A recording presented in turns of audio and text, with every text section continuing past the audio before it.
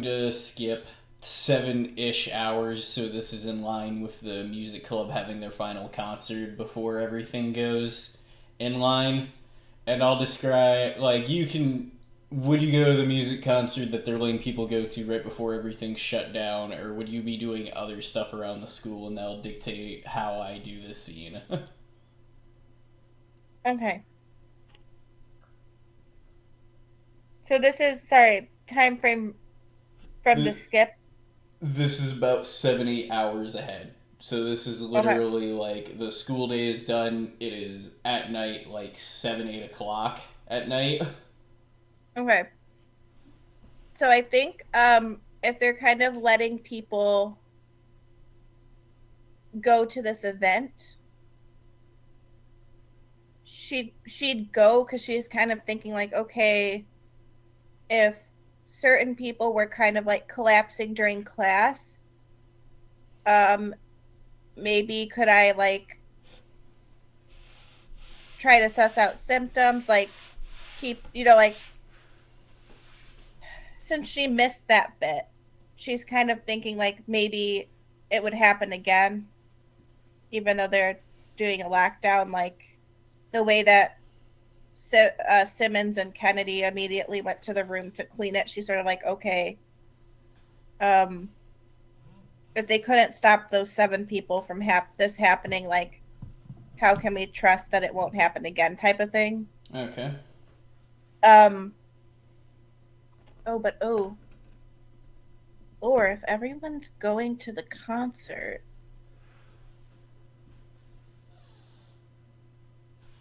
I just realized if everyone's going to the concert, she could try to sneak into the infirmary. Where she knows that Ray is. And where she thinks Kenzo, well, no, Kenzo, someone said he wasn't around today. I just need a simple "are you going or not?" Yeah, she'll go. Okay. So you go there, and then it's like this whole thing where the band starts playing, and it starts building up into this jazzy thing. And then as it starts to get more hyped and jazzed, it cuts to like Vivian coming up the middle and doing like this rag guitar solo. I'm not gonna spend like this 7 minutes I spent describing it to Adam and everyone else because it will be in session. But it's this awesome concert where everything's in line and the performance is good. And then I'm gonna say you're a bit further to the back. Sakura never really caught back up with you after that meeting. Oh no. Okay, so I don't know. She did text you and say that she would get there as soon as possible and not to worry though. She's worried. Because she knows that typically Sakura is like good on her word, but since she's already here, she's gonna take a look around and see how other people are reacting to the show. Like, is there anybody? Yeah, so you take a look around the show. You see Daniel in the front row watching Vivian just like going to town, shredding on her guitar, and you see like everyone else like in the same room. Everyone seems relatively fine, like there's no overt symptoms, and unless if you start going up to everyone being like, "Are you sick? Are you sick? Are you sick? Are you okay?" you wouldn't be able to tell, but everyone looks fine. So it's only like Daniel from that group. Yeah, that there's Daniel's like, the only one in that room. That she would recognize. Yep. Okay.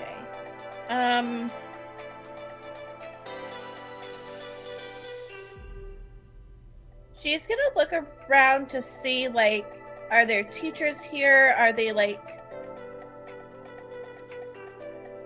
keeping an eye on the situation? Because the way they reacted earlier in the day in her conversation with Simmons kind of unnerved her, so she's kind of, I think she's a little bit less trusting of the teachers than she would have been before. That's fair. Most of the teachers seem to be there. Oh. Who's not there? The headmistress isn't there. Securities, the school security's there. Most of the core teachers are there. The chemistry and bio teachers aren't there, though. Oh. Would she have to roll anything to put something together? Normally you would, but I was about to just give you the next piece to follow anyway, so okay. Up to you. I just no wanted to show how you tied into a previous event there, so I can do this other foreshadowing. No worries. Go ahead. It's after you see all the teachers and everything there, you can kind of see Daniel look at his phone and then look a bit more serious and put it down off in the distance. As you notice that, you look out one of the windows and you see almost like two red eyes past the gate of the school, like, you know those fences where it's like a link fence but there's like a gap between them. It's one of those outside the building that you can see into the jungle outside, and you can see almost like two red circular eyes almost. Creepy. Like, no iris, no color, no shape, just two red circles. That's unnerving. And no one else is seeing this? You get the feeling most everyone's attention is occupied on, like, the concert happening. Would she be able, like, to slip out? Because you said she's near the back, right? Yeah, you could slip out. I think she'd do that, and she'd try to... So if it was, like, the side of the building, I think she would try... Going towards the side of the building she saw the eyes on, but try to maybe get to, like, the roof or, like, a higher standpoint. Okay, so, if you're gonna take the back entrance up to the stairway, that's fine. It's gonna take a little longer than you just going right out the back door. Yeah, fair. If you do that, you go up there and you can see in the place where those red eyes, where you can see someone else walk up to the gate and basically stick their hand through, and then you can see the red circle lenses, well, the red circles just disappear. Almost. Weird. Can I tell from this distance who it is? You can see this person definitely is wearing, like, more of a lab coat, and their hair's darker. And I know the chemistry and bio teachers are missing from the concert with the headmistress. But there's no, like, nothing happens to that person's hand when they, like, reach through. They reach through and you see the two red circles push away. And then you can see that they retain something in their hand when it comes back out through. You're too far away to really see what, though. Yeah, she finds it super odd that that's possible, because to her knowledge, like, they can't leave. Like, she's never, like, left the school grounds. Outside of the one competition time you did. Well, yeah, but that was allowed. That was like, you're going to the competition, and I think it'd be pretty common, like, we all came back and really haven't left since then. And she can't see anything beyond the gate. Nope, it's pitch black now, almost. That's so weird. Okay, she'll, and this figure's alone, like the lab coat person? Yep. Can she see what direction they're heading if they turn around? Yeah, pretty much, like, when they grab the thing and retain it, they kind of turn back around the opposite way and start walking up the sidewalks, essentially, of the school. Okay, I think she would... Do any of these buildings' roofs connect? Or are they all just like separately They around? are all separate buildings because the school is built out in the middle of nowhere. No, that's fair. So if she got the general direction, I think she would probably try to climb down a fire escape and see if she could like go in the general direction that person went in. Okay. Um, she's also weirded out that they stuck their hand through the gate, but I don't know that she would like try to do the same thing. So yeah, she'll follow the person with the sus thing in their hand. Yep, so pretty much you go down the fire escape slowly. I'll let you just do this for the sake of brevity. When you start following them, give me a stealth, and you better roll good. One can only hope. Okay, okay, bless. Bless.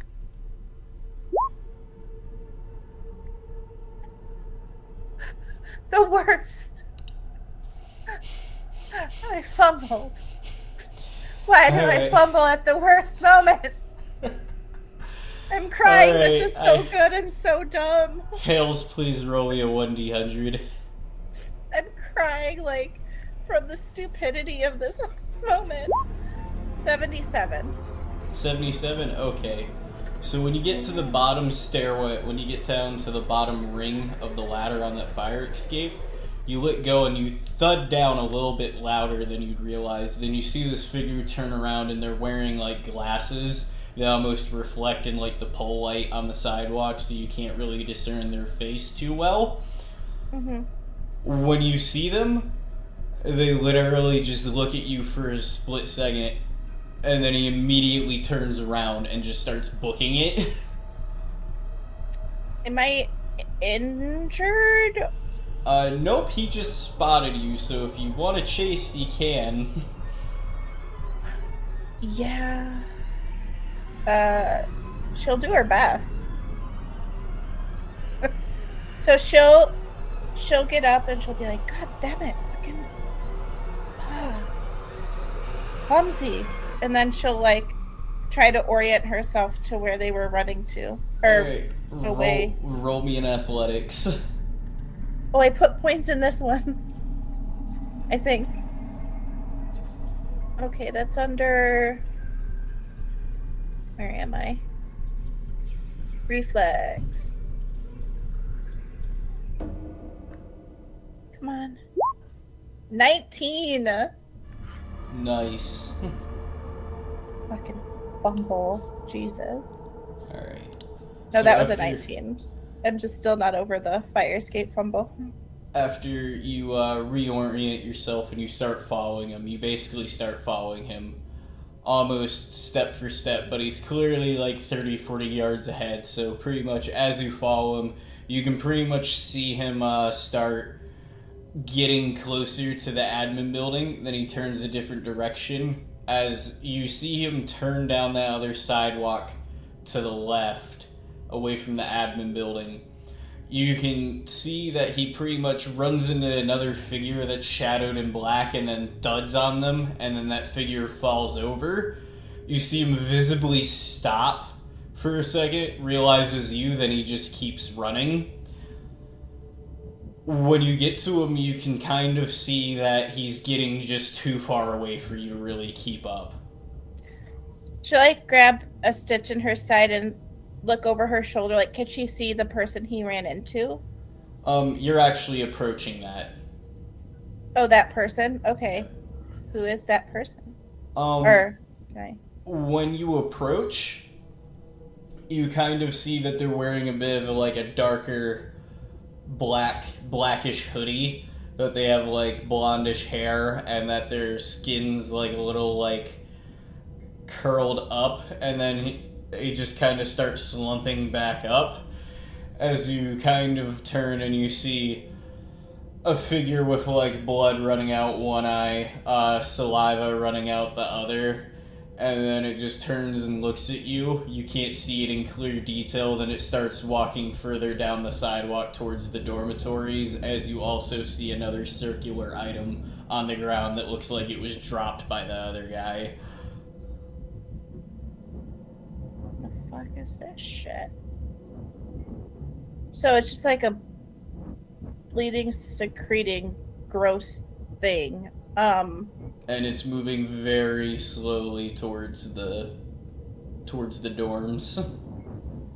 Okay, would she have time to try to pick up what was dropped? You feel that you could safely do that. Okay, because her thought is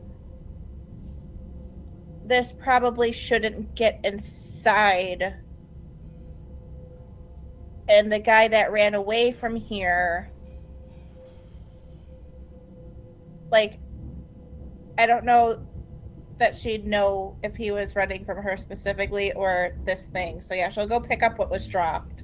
When you go up to what was dropped, you can see that it's a red and white insignia with like different interlocking triangles.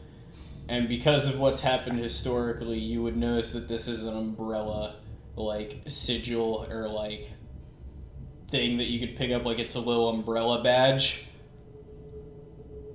Alright, she'll pick it up. And then if she can spin and like take a photo of the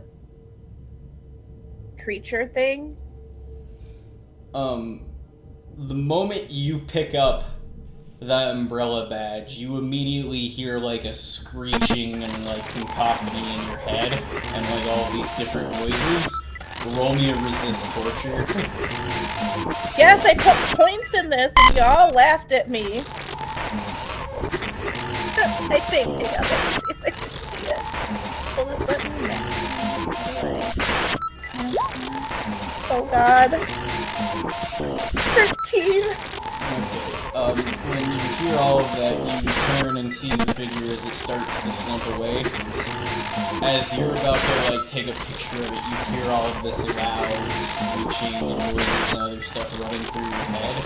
And then the moment that you reactively drop it, you immediately black out as though that thing immediately, like, just hit an off switch on your consciousness.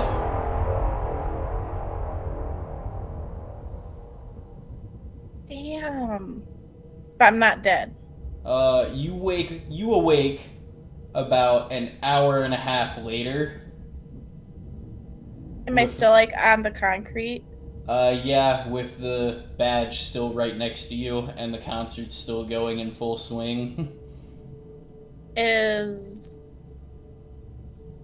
I'm alone? Yep. Do I remember seeing the thing? Yeah. Fuck.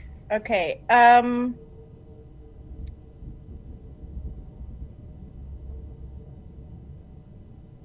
Okay, she glares at the badge. And she'll get up and maybe try to head towards the building that thing was going towards. Because she doesn't know if like everyone went to the concert. She doesn't know. Are you going to take the badge with you? Okay, she's gonna wrap her hand in, I don't know, the end of her shirt or some shit before she picks it up.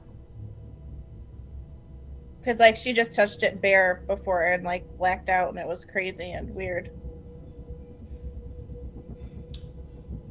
When you pick it up, it starts to have the white ends glow a little bit, and it doesn't do anything this time. And then you can see an S appear in white writing on it, and it says S476. And then it disappears. The badge disappears? No, the writing on it does. Oh, the S476. Yep. Yeah, I'm gonna put that on a note over here.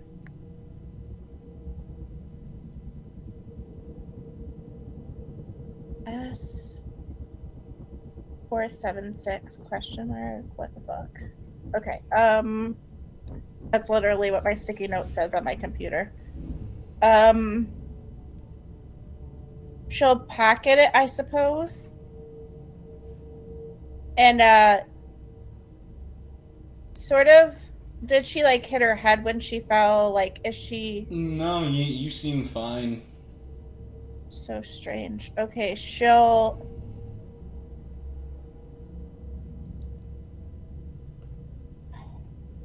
Important information only.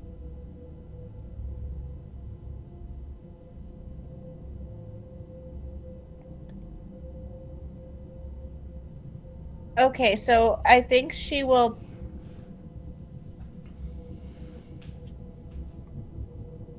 follow where the thing was going because she's not sure if there's anyone in the building. Okay, you Um, follow it, and I'm just gonna get closer to the finish here just so we can wrap it up. As you get to the building, you can kind of see the door swung open, and you can see that there's like a bit of a trail of like drips of blood and like other stuff going up the stairway. And it goes to the boys' dorm, and then you can kind of see one of the doors open, being basically ran like the lights not on, but you can hear rustling and movement from within one of those rooms. all right. Is there anything around like a like she can use as an improvised weapon? She needs it. There's a couple chairs in the hallway if you want to grab one of those. Use the chair. That's just leaves a ridiculous image in my head, but if that's all I got. Is there like not a fire extinguisher on the Um, wall? I guess there could be one or two hooked up in the hallway. Alright, she'll take one because she thinks like, oh, I could spray it.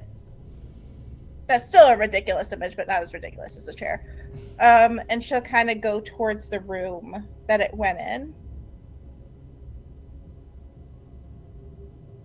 Yeah, and then What color is those like? I guess because it was secreting liquid and stuff, right? yeah, you can see that the liquid on the floor, like the driplets and stuff, are like clearish, almost like meniscusy colored. Okay, And so it's then not like the same as what was on the desk earlier. yeah, and then you can also see that there's like dark maroon is the other like blood driplets. Okay, and do these dorms like in college people would put like their name on the front of the door? Like, Um, are they labeled at all? yeah, they are. That's in line with how I described it in session 2. And like, what's the name on the door? As you approach the door, you can see KA, then from how the doors open, you can't read any further. Then you see WE, and then you can't read any further because the doors open inward, not outward. This is fucking Kenzo.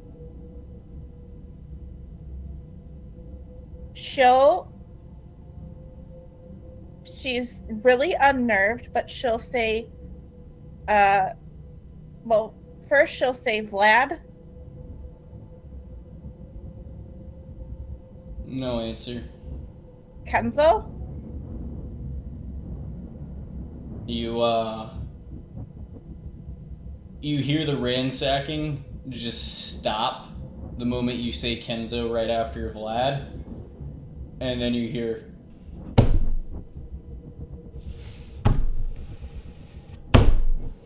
as you see a figure start to shamble out the front of the door, and then it looks at you straight in the eye, and then it just starts going,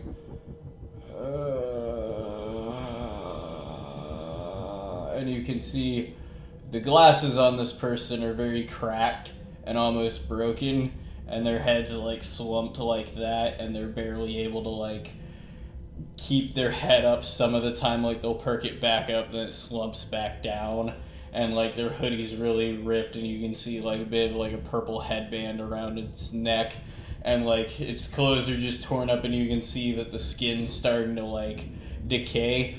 You recognize this as a dead version of Kenzo. She's gonna spray it in the face and run away.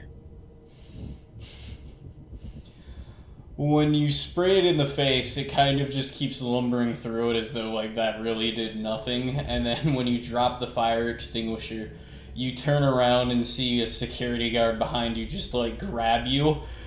As soon as you turn around, then you see another one basically hit it over the head with a crowbar, and then it slumps down. She's And he's death gripping you, the security guard that's grabbed you when you turned around. she's trying to remember now if she saw Vlad at the concert. You did not. Uh oh my god, and she like tries to break the grip and like go to the room because like that's her cousin. Like, is he wasn't at the concert, like where would he be? Why wouldn't he um You try to break free, and then they don't let you. Then you can hear another footsteps. Let her go, and you can see Mother Gracecia coming up the stairs behind the security guard, and then he just lets you go. As you can see the other security guard like chaining up, like tying up Kenzo on the ground. she's just screaming Vlad. Like, When you start screaming Vlad, she immediately just walks up to you and says, "It's not your cousin's room." but they were roommates. Yes, but this isn't their room. What? And then she shuts the door, and you can see that the top last name was Kalhe, then the bottom last name was Weber. But